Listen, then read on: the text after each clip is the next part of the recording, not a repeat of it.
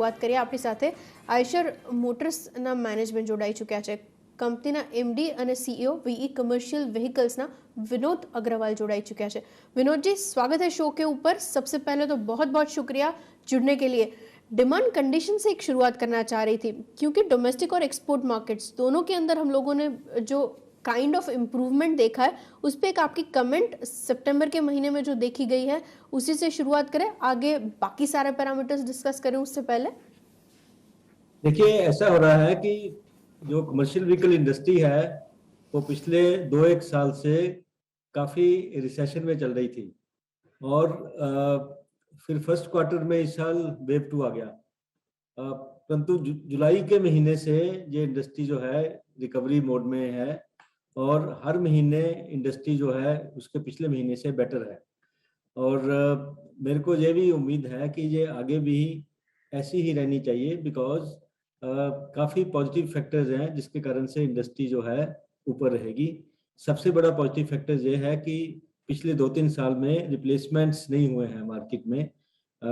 जैसा कि अगर आप जानते हैं कि जितने भी ट्रांसपोर्टर बड़े बड़े फ्लीट ऑपरेटर्स होते हैं वो 5-6 साल में अपने ट्रक्स को चेंज करते हैं, परंतु पिछले 2-3 सालों से ये रिप्लेसमेंट बहुत डाउन थी, क्योंकि इकोनॉमी डाउन थी और उसके अलावा कई तरह की प्रॉब्लम जैसे लास्ट ईयर कोविड चल रहा था, इस साल भी फर्स्ट क्वार्टर में था, तो इसके कारण से रिप्लेसमेंट्स डाउन थे और अभी रिप्लेसमेंट्स धीरे धीरे होने शुरू हुए हैं. फिर इसके अलावा गवर्नमेंट का जो स्पेंड हो रहा है इंफ्रास्ट्रक्चर के ऊपर, उसके कारण से कंस्ट्रक्शन ट्रक्स में बढ़ोतरी आई है. फिर इकोनॉमी इस साल अभी बेटर हो रही है, जिसके कारण से हॉलेज ट्रक्स में अभी हमने देखा है कि पिछले 1-2 महीने से हॉलेज ट्रक्स की डिमांड काफ़ी बढ़ी है. जैसे डिमांड आपका सीमेंट का जैसे ट्रांसपोर्टेशन ले लें आप, और नहीं तो आप टैंकर्स का मूवमेंट ले लें, जैसे ऑयल का हो गया या और भी जितने भी लिक्विड्स होते हैं उनकी ट्रांसपोर्टेशन के लिए जो टैंकर चाहिए, उसमें काफ़ी डिमांड आई है. फिर ई कॉमर्स गुड्स का ले लीजिए आप, ई कॉमर्स में काफ़ी अच्छा उछाल आया है.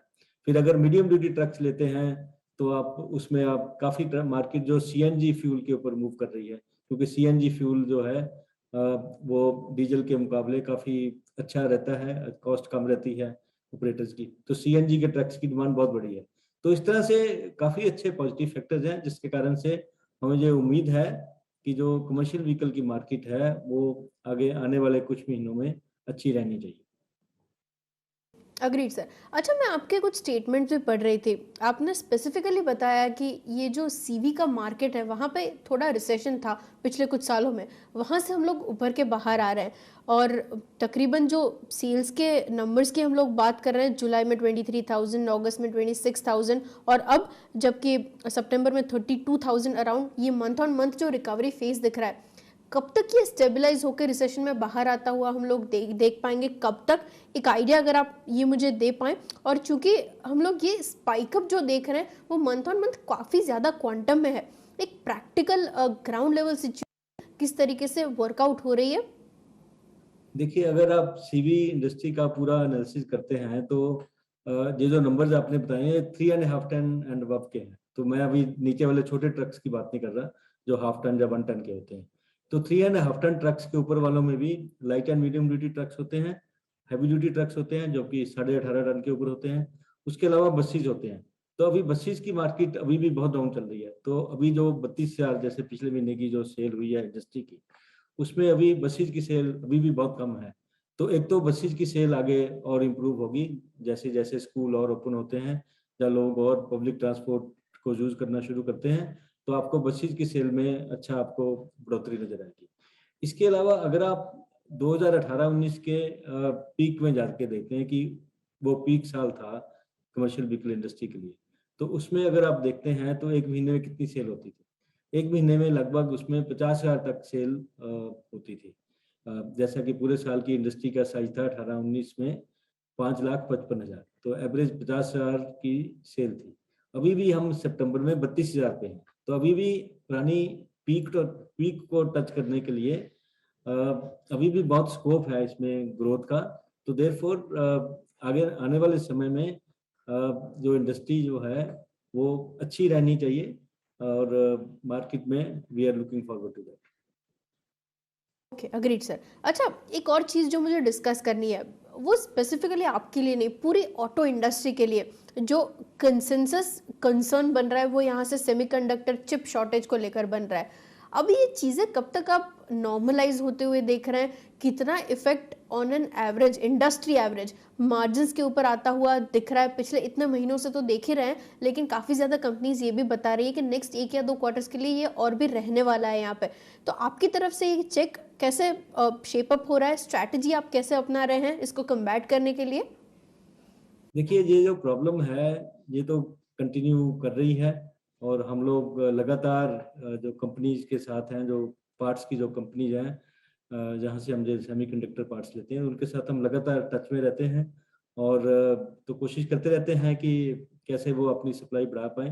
पर अभी भी इसमें प्रॉब्लम चल रही है, और मेरे को लगता है कि अभी ये चलेगी, जैसा कि आपने बोला 1-2 क्वार्टर, तो लगता है कि ये प्रॉब्लम अभी रहेगी।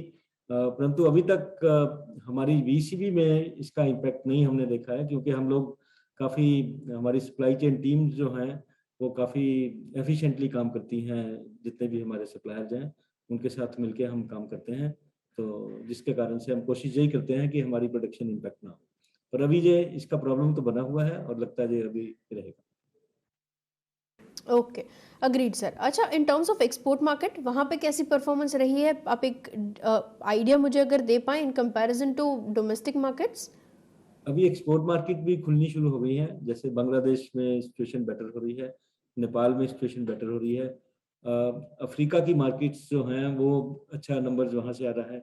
मिडल ईस्ट की मार्केट में बसेस की सेल भी होनी शुरू हो गई है, और उसके अलावा साउथ ईस्ट एशियन मार्केट्स जैसे इंडोनेशिया, मलेशिया, जहाँ पे अभी थोड़ी मार्केट डाउन है, तो वहाँ भी आगे जाके मार्केट में सुधार होगा। तो एक्सपोर्ट मार्केट्स जो हैं आगे से आगे, जैसा कि डोमेस्टिक में आप देख रहे हैं, एक्सपोर्ट मार्केट्स भी आगे से आगे और अच्छी होंगी।